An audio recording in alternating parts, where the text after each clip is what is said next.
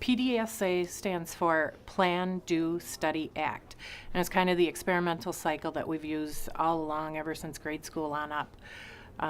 Just a way to kind of look at what you're doing, make small changes, and then look at the changes and see if you want to keep them. One of the things that we encourage with the PDSA is anybody can initiate the cycle. It can be on a very small scale or it can be on a very large scale. It can be just something small that your neighborhood is trying, or it can be something that the whole clinic is doing. The person that's actually doing the work needs to be the one to initiate, you know what, this doesn't work for me and I think this would work better. Well, if you're going to try that, then you need kind of a little bit of a formal way to try it.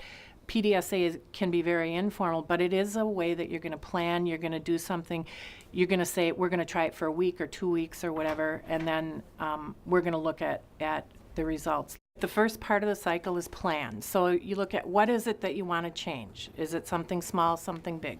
For example, one of our neighborhoods, we're trying to come up with a way to identify the depression and the migraine patients.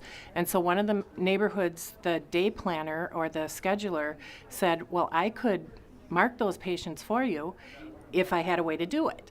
So we looked at, okay, if she's going to do it, what do we need? We need her to have access to a certain schedule. We need to teach her how to dot. We need to show her how to look at the snapshot and look for just at the problem list and identify those patients. We implemented it clinic-wide, and we had to get the access for the other day planners and teach them how to do it. But a very small scale, very simple thing, but it works for us, and it's become a part of our workflow now. The daily blog is where we chronicle what neighborhood is trying what and whether it worked or not, or just a way to keep track of what's going on in the clinic.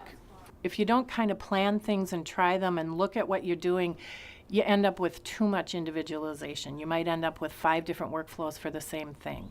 And we really want to try to get, within the clinic, a cohesive group going. It fosters the teamwork because you're all kind of looking at things together. The study portion is very important. You can plan a lot of stuff, you can do it, but if it's not more efficient or it's not meeting the goal, then you need to either redesign or abandon that.